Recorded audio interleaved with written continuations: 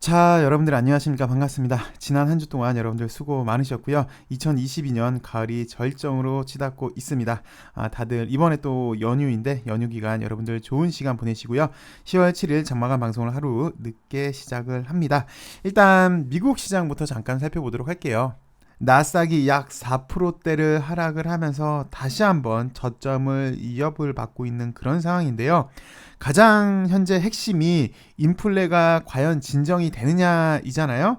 인플레가 진정이 되면 연준의 긴축이 완화될 것이다 라는 기대가 있는데 고용 보고서가 발표가 되었습니다.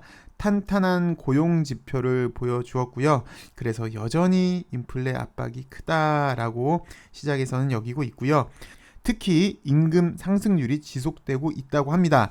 이 말은 인플레 압박이 당분간은 지속된다는 이야기고 연준의 통화 정책 방향이 쉽사리 바뀌지 않을 것이다 라는 낙담이 어제 시장의 하락으로 이어졌고요.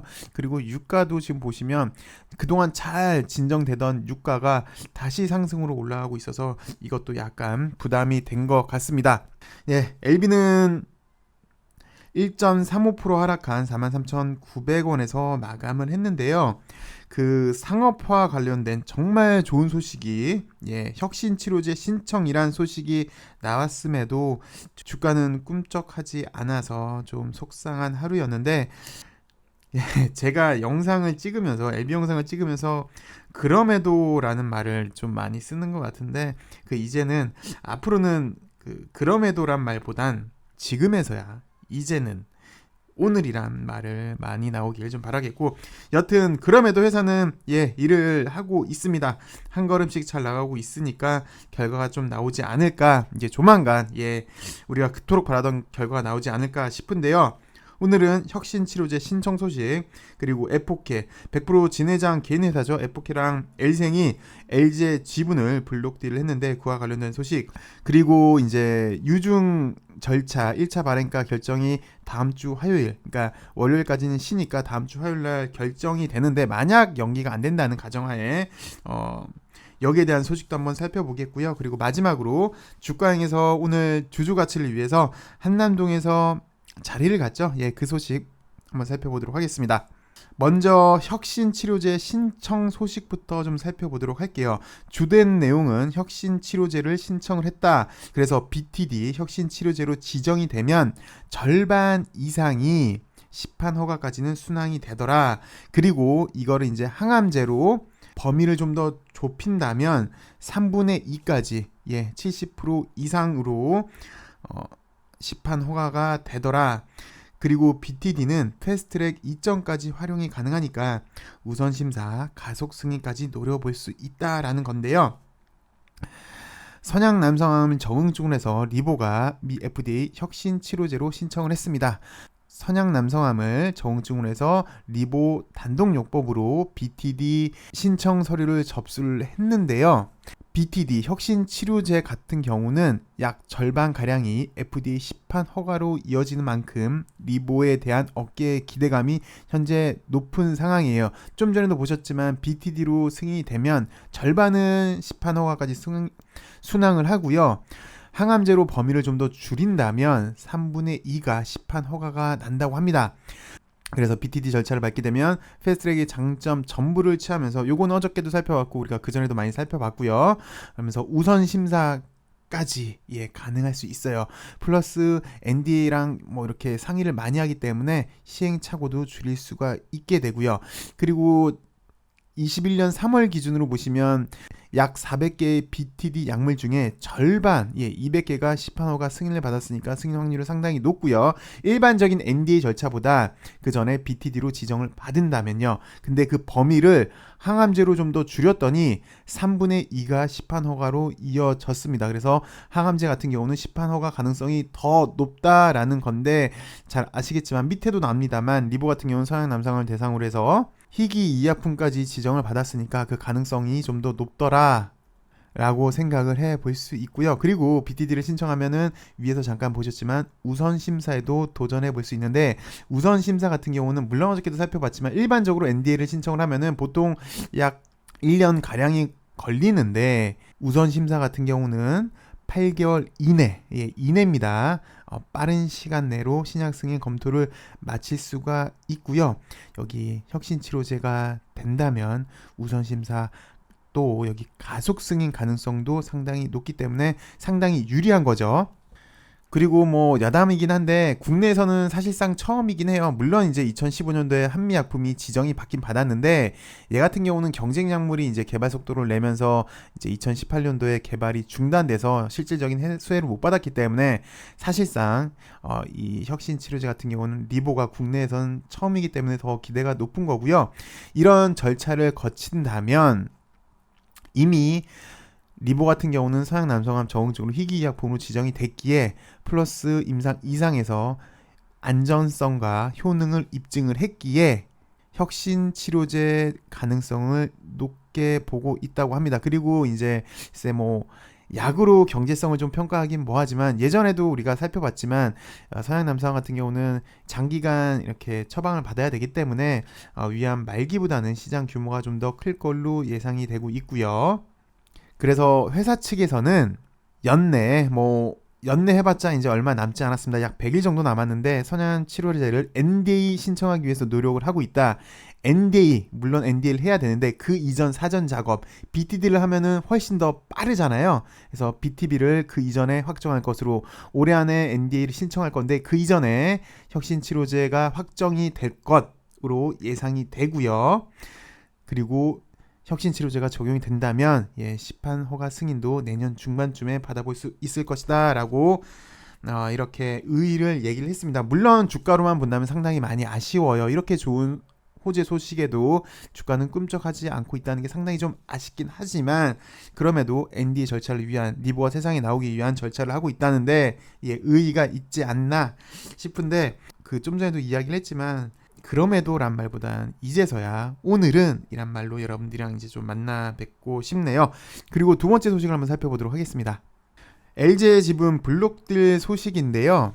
에포케가 LG의 지분을 갖고 있었잖아요. 요만큼 약 44만 5,600주 가량 약 1.5% LG의 지분을 엘생한테 블록딜 했다라는 그런 소식이고 처분 단가는 할인율 없이 종가로 거래를 했고요. 거래 대금은 약 70억 가량 규모입니다. 이것도 잠시 후에 좀 살펴볼 거고 요 블록딜 배경에 대해서 첫 번째로는 에포케의 지분을 정리를 한다. 그 이유는 지배력을 확대해서 지배력을 확대해서 엘생의 지배력을 확대를 해서 경영 효율성을 높이기 위한 것이다. 그래서 상업화를 준비를 하겠다라는 이야기인데 잠시 주가행 논평을 좀 보시죠.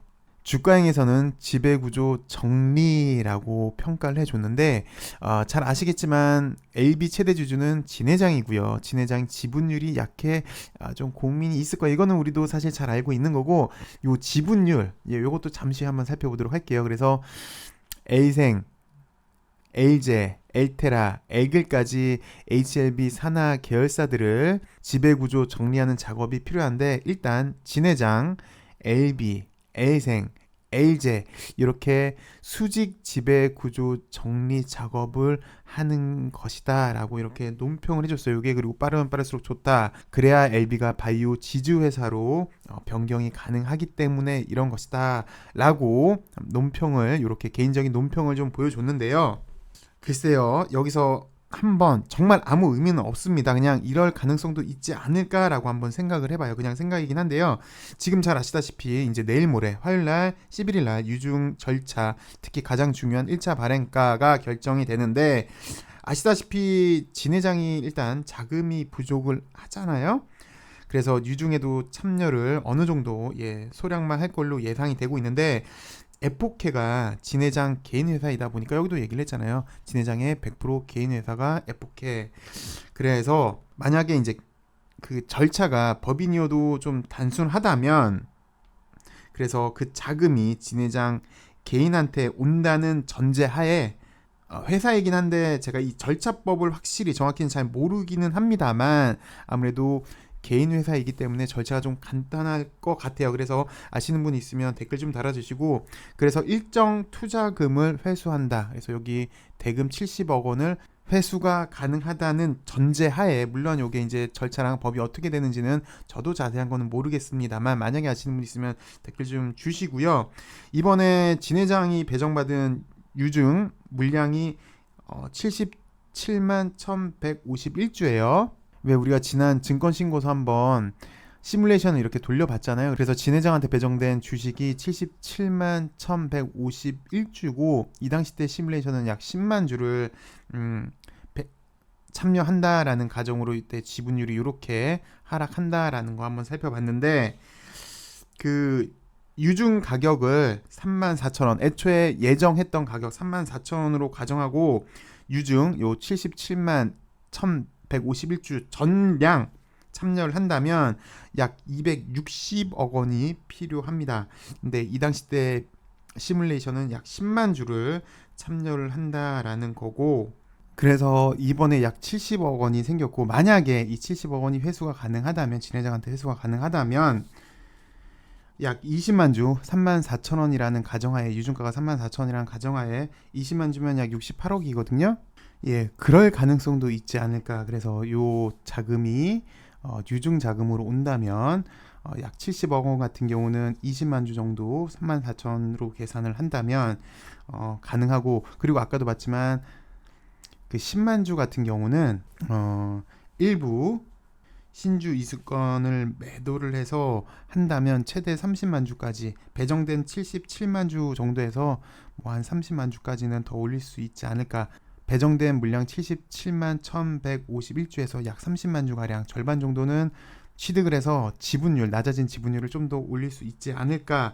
그렇게도 생각을 해볼 수 있을 것 같습니다. 근데 이건 어디까지나 가정이니까 그렇게도 생각해 볼 수 있구나 라고 한번 생각을 해보죠. 여튼 배경 같은 경우는 첫 번째 FK 지분 정리, 그리고 지배력을 확대를 해서 상업화 준비를 하겠다. 그리고 주가행 같은 경우는 지배 구조를 개선해서 지주회사, 바이오 지주회사로 가겠다라고 이렇게 한번 생각해 볼 수 있을 것 같습니다. 그리고 마지막으로 이제 다음 주 화요일이 유증 1차 발행가 결정일이니까 여기에 대한 가능성, 여러 가지 가능성에 대해서 한번 또 생각을 해보죠. 이것도 가능성이기 때문에 크게 의미는 없습니다. 그 애초에 회사가 발표했던 예정 발행가가 34,050원이죠. 근데 여기 34,050원 예정 발행가가 나오려면 기준 주가가 역으로 계산해보면 약 46,500원이 좀 안 돼야 돼요. 46,450원 정도가 돼야 돼요. 46,450원이 기준 주가가 돼야 여기 34,050원이 가능을 하거든요. 그러면 요 기준 주가가 46,450원이 나오려면 기산일 당일날 가중산술 평가, 이거 중요합니다. 뭐 시가, 고가, 뭐 중간값이 아니라 가중산술 평가예요. 이렇게 거래대금을 거래량으로 나눠야 되는 거예요. 그러면 요 가중산술 평가, 그 원료나 가중산술 평가가 역산을 해보니까 약 49,500원 가량이 나와야 돼요. 대신 요게 이제 안 변한다는 가정인데, 요게 이제 높아지면은, 기산일 가중산술 평가가 높아진다면 얘도 높아지겠죠. 왜냐하면 여기도 끼니까. 그리고 일주일도 여기에 들어가니까 요게 높아지잖아요. 근데 그 정도는 좀 무시를 하고 요 기산일 가중산술 평가가 약 49,500원이 나와야 된다라는 건데, 그러면 가중산술 평가이기 때문에 좀 전에도 말씀드렸지만 시가, 고가, 중간값, 종가 뭐 이런 개념이 아니라 요거 나누기 요거한 가격이기 때문에 변동폭이 커야 돼요. 그러려면은 요게 49,500원이 나오려면 최소 변동폭이 15% 이상 나와줘야 가능하거든요. 그래서 애초 예정 발행가 요 34,050원을 맞추려한다면 기산일 가중산술 평가가 약 49,500원 나와야 된다. 요게 나오려면 요게 가중산술 평가이기 때문에 변동폭이 최소 15% 이상 나와야 된다. 한 20% 정도 나와야 될 것 같아요. 그러면은 애초 발행했던 가격에 맞출 수 있더라. 그래서 가정 자체는 요 가격에 맞춘다는 가정하에 다음 주 화요일은, 돌아오는 화요일은 변동성이 좀 커야 된다. 약 20% 좀 안 되게 변동성이 나와야 이 가격이 되지 않을까라고 그냥 우리가 한번 참고를 해보죠. 가정 자체는 요거 가격에 맞춘다는 가정하에요. 그리고 마지막으로 주강에서 오늘 7시 30분에 서울 경기 지역에서 생맥주 번개 예정이잖아요. 요거에 대해서 말씀을 드리고 마무리를 할게요. 오늘 7시 반에 생맥주 번개를 하는데요. 공매도 금지 촉구 집회를 하려고 합니다. 그래서 요거 마무리하고 같이 모임 좀 갖자. 여기 한남 오거리죠. 글쎄, 저는 여기 용산 그 예전에 국방부인지 알고 이거 끝나고 여러분들 그 바로 옆에 요즘도 있죠. 그 삼각지 대구탕집, 생태탕집. 그리고 그 옆에는 뭐 고참집 유명한 데도 있고, 아니면 끝나고 그게 좀 부담스러우시면 바로 옆이 또 이태원이니까 이태원 가서 맥주 시원하게 하셔도 되고, 아니면 이제 반대로 가면 이제 마포로 넘어갈 수 있으니까 마포로 넘어가면 또 먹을 때 많이 있잖아요. 뭐 노가리도 거기도 을지로만큼 유명한 노가리도 있고, 뒤에 시장에서 뭐 거기는 순대를 먹으면 순댓국을 공짜로 주나요? 뭐 여튼 이렇게 여러분들 오늘 만약에 시간이 괜찮으시다면 이렇게 집회도 참석을 하시고 여러분들 또 만나시고, 게다가 사실은 이제 목표는 이거죠. 공매도가 금지가 된다면 그동안 많은 피해를 봤던 우리 특히 LB가 가장 수혜가 될 것 같은데, 이게 좀 잘 되지 않을까 싶어서 같이 이렇게 우리 목소리도 좀 내고 또 친목도 다짐하기 위해서 이렇게 모임을 했는데, 만약에 여러분들 연휴 기간이긴 하고 다들 바쁘시고 한데 만약에 시간이 되시면 여기 참석하시면 뜻깊은 시간을 가질 수 있을 것 같아서 이렇게 말씀을 드렸습니다. 이번 한 주 여러분들 수고 많으셨고요. 좀 많이 안타까운 면이 분명히 있어요. 좋은 소식, 약이 효능에 관해서는 에스모 때 이제 정말 중요한 이표가 나왔고, 제가 보기에는 이제 절차상에 관해서 오늘 BTD 신청 소식이 상당히 좀 중요한데 주가는 잘 움직이지가 않아서 좀 답답은 했으나, 그럼에도란 말 이제 그만 쓰고 싶지 않아요. 여튼 그래도 계속해서 한 단계 나오고 있다는 건 상당히 의미가 있지 않나 싶습니다. 다음 주에 더 좋은 소식으로 찾아뵙길 바라겠고요. 여러분들 연휴 기간 행복하시고, 시간 남으시는 분들 한남동에서 같이 만나죠. 죄송한데 저는 못 갈 것 같아요. 감사합니다.